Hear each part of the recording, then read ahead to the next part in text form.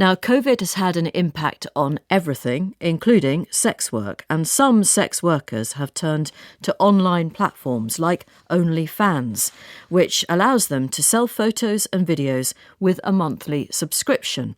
Now, I was hoping to talk to Laura Watson from the Collective of English Prostitutes, but you'll appreciate at the moment that, as was illustrated with my conversation with Claire Walker, connections to guests are a little variable, and we have for the moment lost Laura. We do have feminist writer Julie Bindel with us. So, Julie, good morning to you.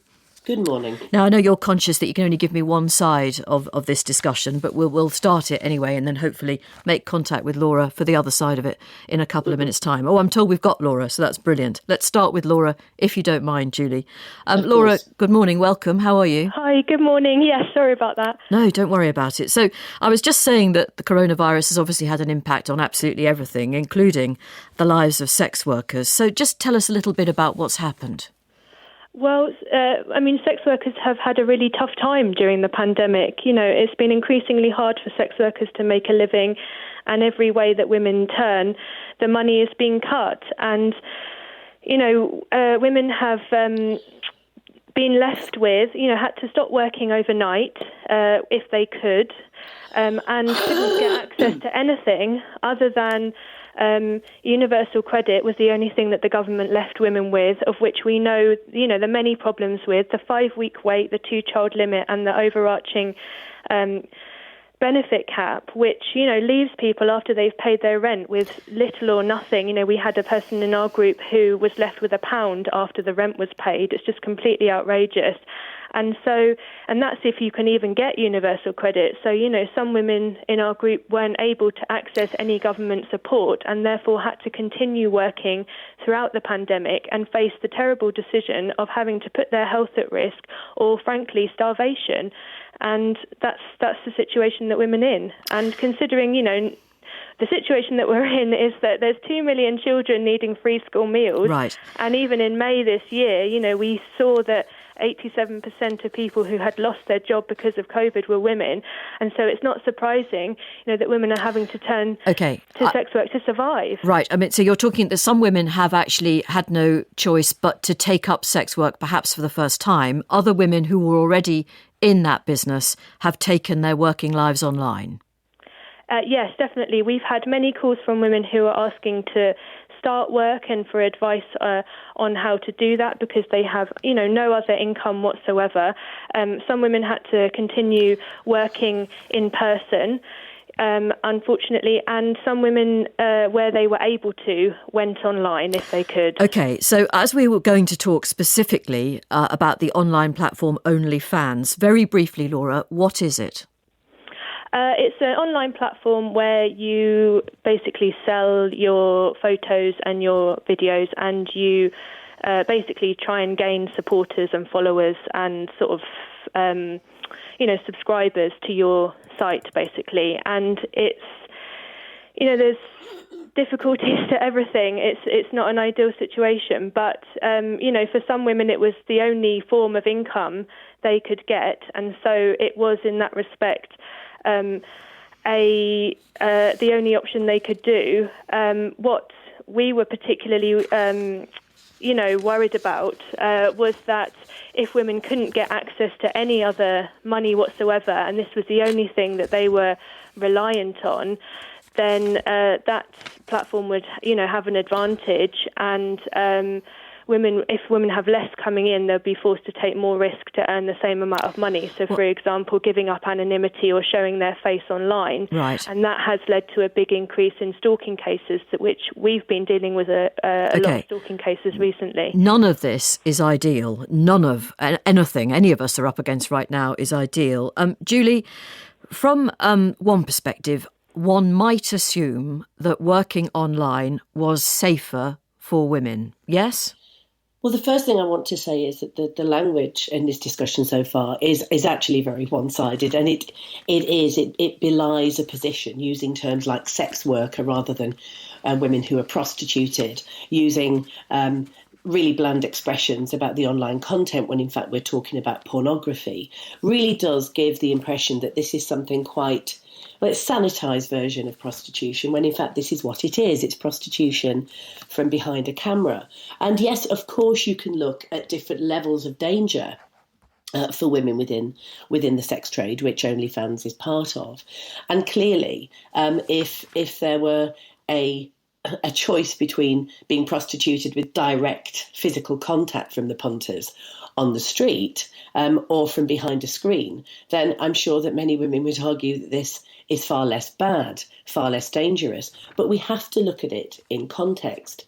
What we're doing, especially in the conversations during the pandemic, is making an assumption that men somehow will suffer greatly, that it's almost a human rights violation if they can't have sexual access to women, whether it's direct or indirect. And some of the content on OnlyFans that's directed by the punters who are paying is utterly grotesque and harmful to the women, right, despite the fact that this is seen as in fact not dangerous in any way. There are requests for women to dress as schoolgirls, to choke themselves, Julie, I think many to film themselves defecating. Look, by the way, if anybody has been upset by that, perhaps I should have given a warning before we started this conversation that this will be an explicit and necessarily explicit conversation, I should say. So apologies for that.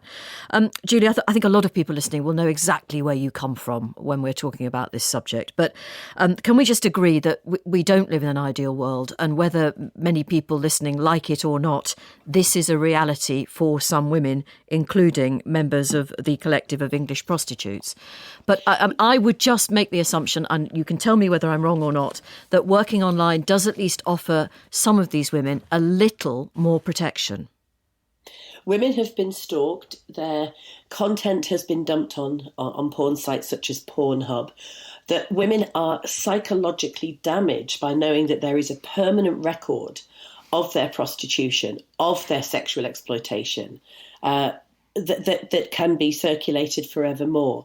Yes, you can look at different levels of harm and risk, but it's always risky. Prostitution is never safe. But what we need to do is take the conversation off the women who are being exploited, who do have a human right, and a basic right to eat and feed their children and have shelter. But we need to focus on the men. Right, we need to focus on the demand. Yes, absolutely. But I think, Laura, you would say that given the choice between putting some food on the table and not being able to do so, some, if not all of your members, have had to resort to platforms like OnlyFans.